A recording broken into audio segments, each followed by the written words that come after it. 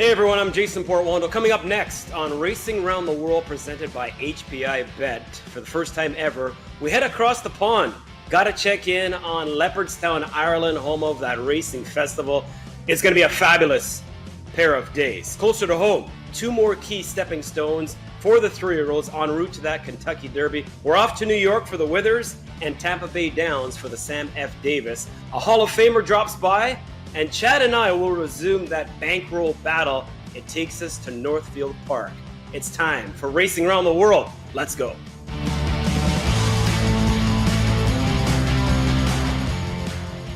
Yes, indeed. It is time for this program where Rosie and Porty get a chance to reunite. And last week wasn't all that bad. We did okay with our picks. You almost had a huge upset there in the Bob Lewis with your pick. Yeah, but at least you got a couple of winners. I want winners. I don't care about being close. I want winners.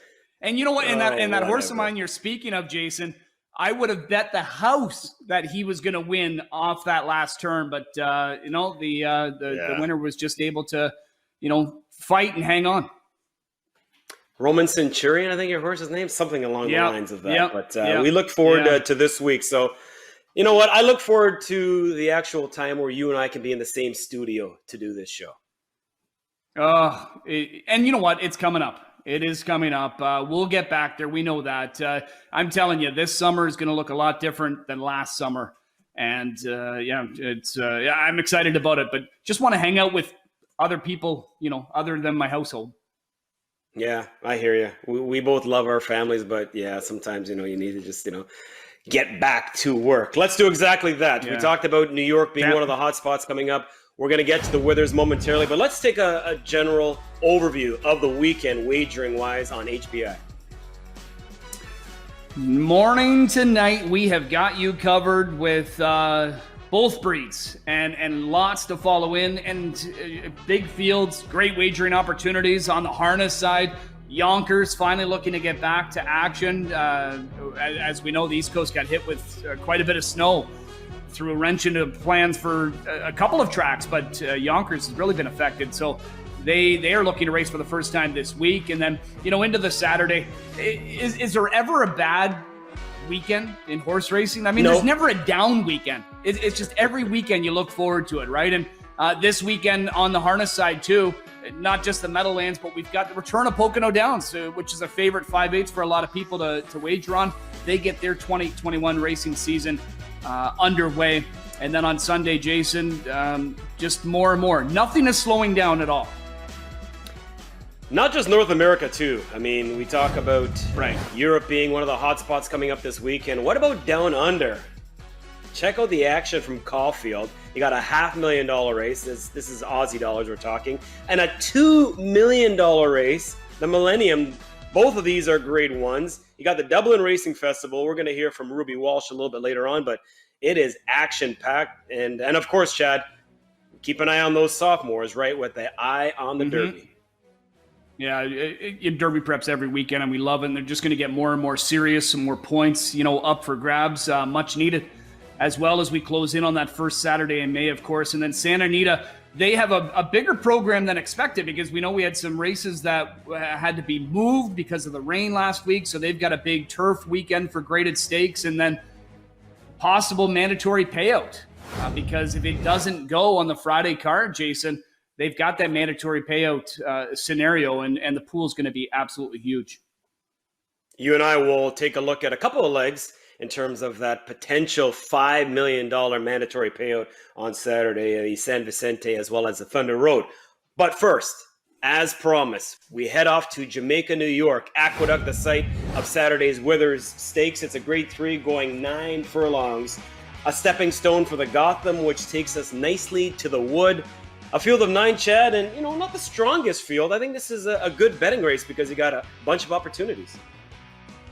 Yeah, and I think you'll see that in both Derby preps this weekend. Last weekend, they just seem to be, higher caliber, from the Derby preps that we had. But yeah, this weekend, I agree. Who knows? Maybe somebody pops up with a big effort, and we do have some returning 3-year-olds, and we don't know what they've got to offer. We know they can make a big transition from 2 to 3, and that could be the case with some of these. So I agree with you, Jason. I think there's some really big, betting opportunities this weekend in those races. All right. Well, give us your inside scoop, if you will. I went through the field and I was just like, Yep. I felt like I should be taking a shot. But anytime you talk about any big race, no matter where it is, thoroughbred-wise, the name Pletcher comes to mind. And I know that you're keeping an eye on one of his horses. Yeah, well, I was all over Pletcher last week, even though, I'm like you. I like to try and pick against the favorites, but I didn't do it on Prime Factor. And, I think we kind of put a pin in the freak talk for the time being because he just wasn't real sharp on the weekend.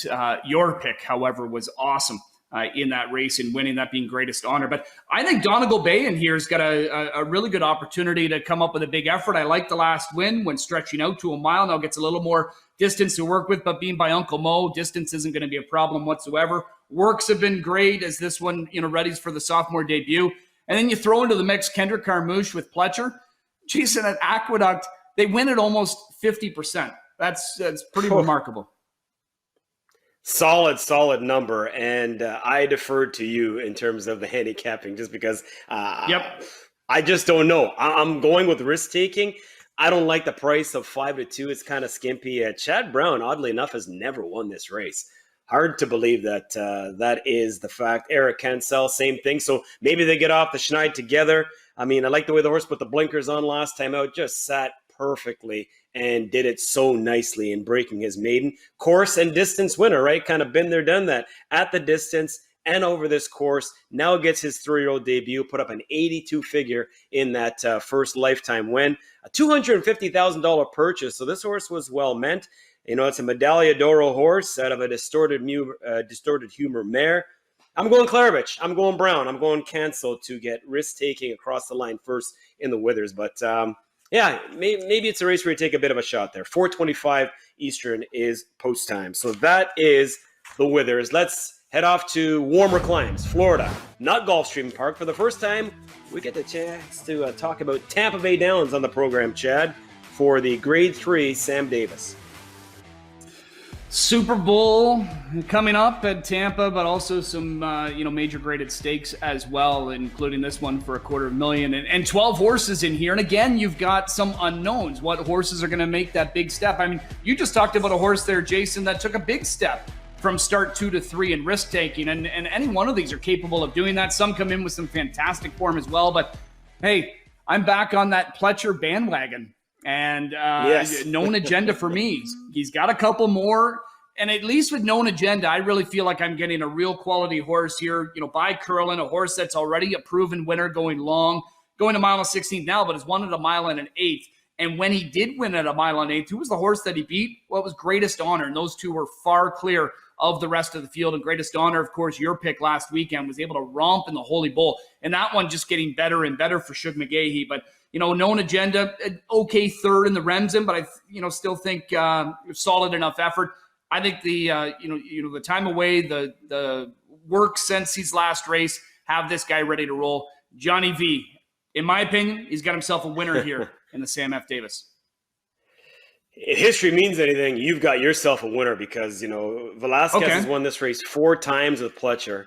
And Pletcher's got a record 6 wins in this field. So, we're going to find out in terms of, can he add to his mark? But I think you're onto a really, really good one here in terms of Known Agenda. And I'm not going to argue that point. I mean, Smiling Sabatka, I looked at that horse and I thought, form is decent enough, but I'm going to take a shot. I'm going to take a shot. I mean, why not? I think it's the type of race where, again, it's kind of weak. But in this case, weak is good because now we're going to get some value. Candyman Rocket. Bill Mott's got a pair in here, and I know Nova Rags is going to get a lot of attention next door, but Junior Alvarado, the main man for Billy Mott, I love the way this horse broke its maiden, and I know that was going only 6.5 or 6 at Gulfstream Park, and I realize the pedigree doesn't really scream routing, so there are some question marks with this horse. Doesn't have any route-winning sibs. The mare had a couple of turf wins. We know that Candy Ride was just solid back in the day. It was the Pacific Classic champ. Candyman Rocket, if this horse can stay the trip, the way the horse is able to just sit, Chad, in that victory in that last stretch at Gulfstream Park, I'm going to go for a big-time price, 10-1 on the line. I think I might even get more than that this race to me was just a big time jump ball.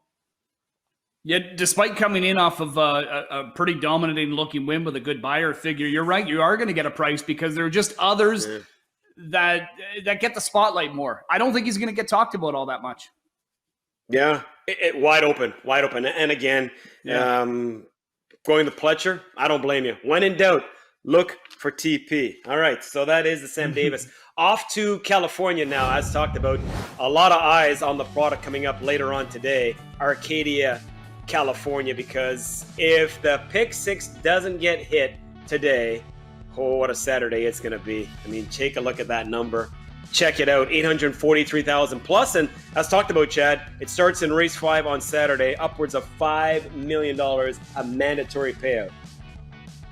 Yeah, and they've got a handful of graded stakes on that program as well, and a couple of those will be coming in this, potential mandatory payout for the pick 6. And I mean, the one you're going to focus in on with the shorter field, Jason, did it make it any easier for handicapping?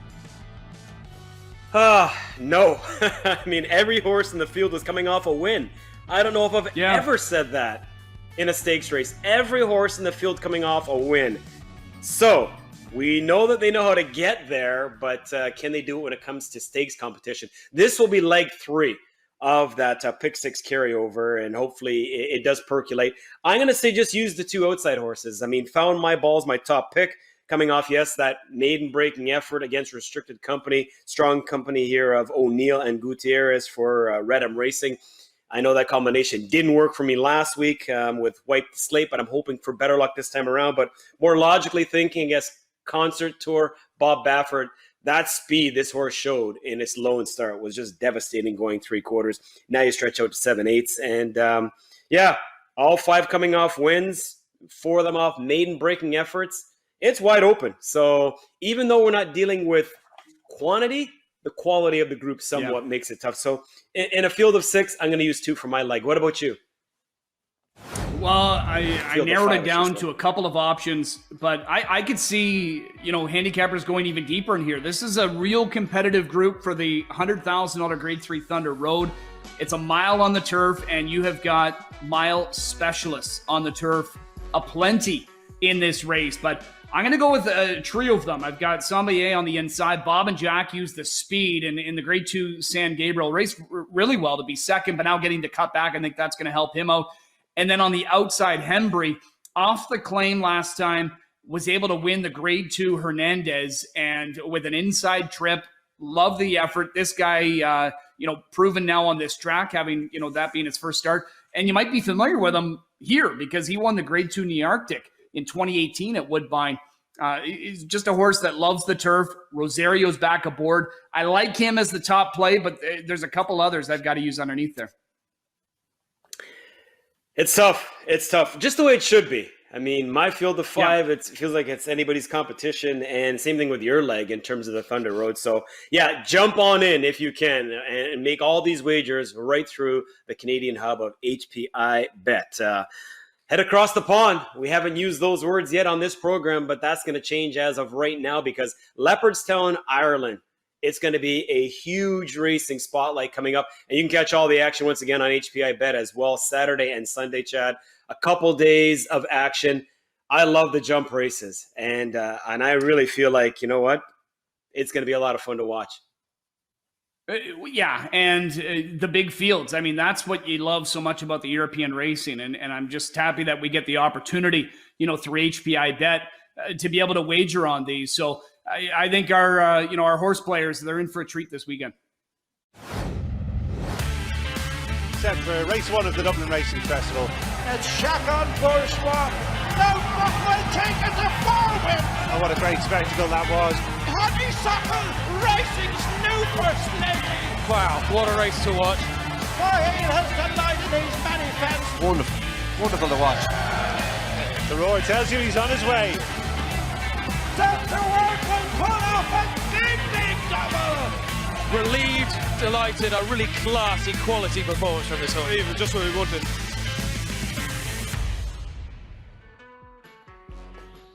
Yes, indeed. Be a part of it coming up on Saturday and Sunday. What a 2-day weekend this is going to be. There's a look at some of the key races. In total, 8 worth 2 million euros plus. We need more information on this and who to keep an eye on. And earlier this week, I had a chance to catch up with Ruby Walsh, the former champion jockey, and he's got a lot to say about the next couple of days in Ireland. Ruby, first of all, thanks for doing this. Really appreciate it. Looking forward to the weekend, obviously, but let's jump right in. For those of us here in Canada wagering through HPIbet, what should we be watching for? Oh, the big yards. Obviously, it's 8 Grade 1 races. There's 16 races over the weekend. The 8 Grade 1 races are the highlights. Big teams, Willie Mullins, who's champion trainer in Ireland, and his first choice jockey, Paul Townend. They'll be the big guys to follow. Henry de Bromhead will be associated with Rachel Blackmore. They'll be in opposition. And Gordon Elliott, obviously with his first choice rider, Jack Kennedy. They'll be the big names. But Willie Mullins, who's champion trainer in Ireland for the last number of years, he really targets this meeting, and he's without doubt the man to follow.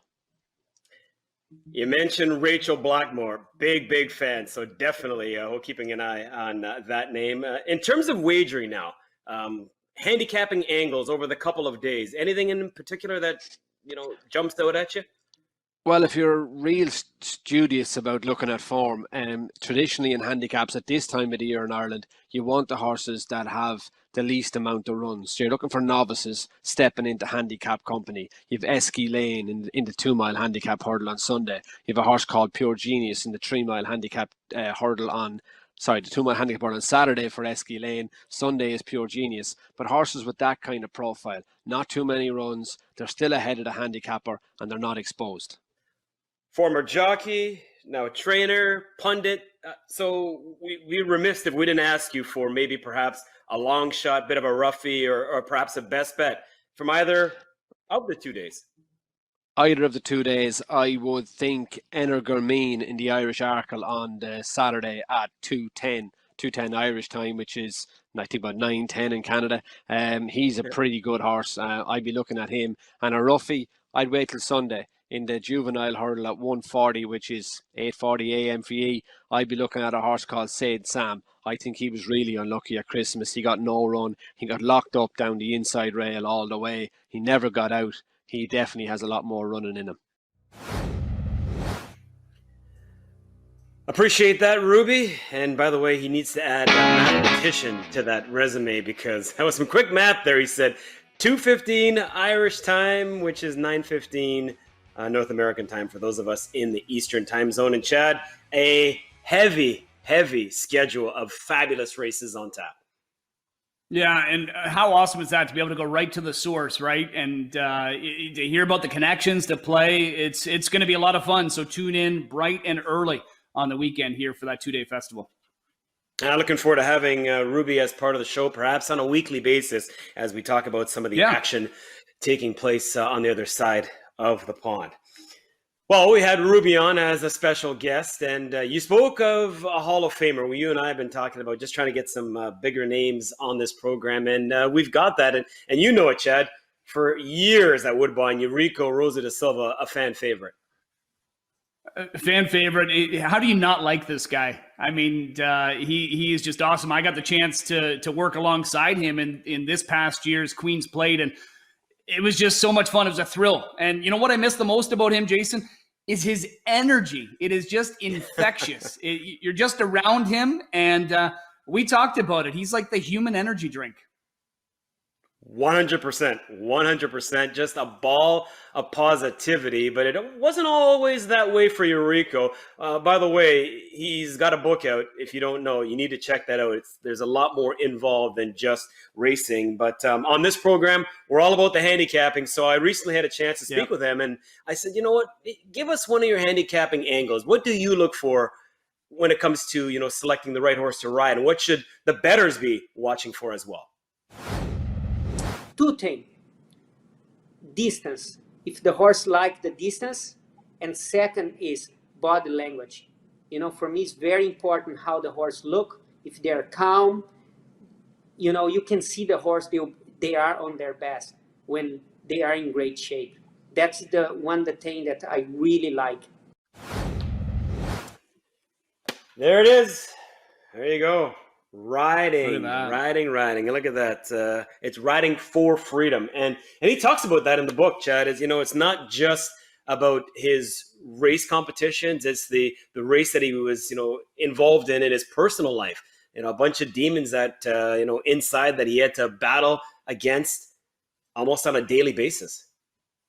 Yeah, and I've heard it's already a great read. There's been great reviews with that. So go get yourself a copy. It's available now, and I got to get my hands on a copy as well. And, in that handicapping angle where he's talking about body language, that's one of the things he really was able to educate me about when I worked alongside him in that Queen's Plate, Jason. Just telling me little tidbits. And, yeah, it's fantastic and a great mind. And, you know what? I'm sure he's at peace of where he's at right now. I know he's doing some fun things with his Taekwondo, dojo and things of that nature. But you and I both know he could still come here and be the top rider. Amazing. And once again, Riding for Freedom. Check out the book, and you will not be disappointed, I promise you. And I had a chance to go one-on-one with Rico as part of that segment you just saw there in terms of his book and his new career. So we appreciate that. Time now for the bankroll battle, the bet battle, call it what you want. Rosie and I going head-to-head, and this week's feature race comes from the home of the Flying Turns, Northfield Park in Ohio, a field of 9. And Chad, she's so good right now, Blue Ivy. I know this is a handicap. Maybe they should start her in the 4th tier. Maybe that'll make it somewhat of a level playing field. Yeah, because, being handicapped out here in Post State hasn't been able to stop her. She's won 3 in a row. She's just been dominant. Then she gets Aaron Merriman on top, and yeah, she'll be a short price. She's clearly the one to beat, but what do we like to do? We like to try and beat some favorites, right? And that's exactly what I'm going to do with mine. And I'm going to go with the local. And one thing with Northfield, you'll notice a lot of locals, familiar faces down there, and connections, horses, whatever it may be. Better Tricks, the 5. This is a proven mare on our circuit. I thought she raced really well here. She needed that last start. And I think from the center of the gate, having that start on her belt, she's going to be a big factor. So I'm going to keep it simple, just like last weekend, but I'm hoping to cash. You had the winner at least last weekend, but we're both still shut out. I'm going to go across the board, 5 across, and then a $5 exactor box, Better Tricks with the obvious one in Blue Ivy. So really liking those ones. And, Brett McDonald, who's finding some success down there, getting to drive, of course, for some locals here. He's got a handful of wins already. He was kind enough to give us some great comments, at least with Better Tricks. And just basically saying, she should be good. Last week when she got some room, she closed up strong. It's her second start off the bench. She hadn't raced in 6 weeks, Jason. And he's just expecting her to be much better. And now with that start under her belt, he can now, employ a more aggressive driving strategy. And I think you'll see that, on Saturday at Northfield Park. So look out for Better Tricks. I think she's got some upside. All right. Hey, you got to try and find the edge if you can get it. For me, Blue Ivy's just so tough. I can't leave her out. I'm going to play a trifecta. So you can't beat her, join her, but I'm hoping to beat her. I really like West Lucky Cam. I really feel like the trip just simply didn't work out last time, and maybe things change now with a much better draw on the back of the wings, post 3. So I'm going to play a 3-8, 8-3. Those are my key horses, those 2, and then I'm going to throw a few others underneath. I have a few extra dollars left, and I'm going to bet it to win on West Lucky Cam. Just looking for a bit of a price, as you talked about. Blue Ivy, might just win again. She's been so good, and even when she's not good, she's lucky, because last time out, she was parked every step of the way, but she found cover, and that cover was good enough for her to ride to victory. So we'll keep an eye on our bet battle throughout the weeks and have a little fun with it along the way. Before we wrap, speaking of bet, who is your money on coming up Sunday, Super Bowl 55? Well, it's never been a safe bet to play against Tom Brady, but you know what? Patrick Mahomes and that fun Kansas City Chiefs offense, they repeat. They're the new dynasty, in my opinion. They're just too high flying, and I think they take care of it, especially the fact that now, Jason, they've got experience. They've been there. They've done it. Right. They're going to go out. They'll be loose. It's going to be a lot of fun. Kansas City's the better team. Kansas City has more weapons. Kansas City, the defending champs. So I'm going with Tampa. It's as easy as that. Tom Brady, I just really feel like the stars are aligned for this guy. You draw Washington in the first round, the easiest team to face. They get outplayed somewhat in New Orleans, just simply capitalize on the turnovers. They were outgained, had more turnovers than their last opponent in Green Bay, but still found a way to win. It's Tom Brady's year. They've never had a team play a Super Bowl in their own stadium. That changes on Sunday. I think Tom gets his 7th, so we're going to find out. But I can't wait. It's going to be a lot of fun overall. I mean, I just wish I could wager on that football game with HPIbet, but we'll worry about that another day. What do you say we do it again? Exactly. We do it again next Friday? Yes, sir. I'm free. All right, sounds good. We got to thank Ruby Walsh for joining us here on the program, as well as Eurico Da Silva. We got comments as well from Brett McDonald, and of course, producer Luke Van Belkom, who puts this baby all together. For Chad, Luke, and all of us here at Racing Around the World, presented by HPIbet, I'm Jason saying thanks for the company. We'll see you again next Friday.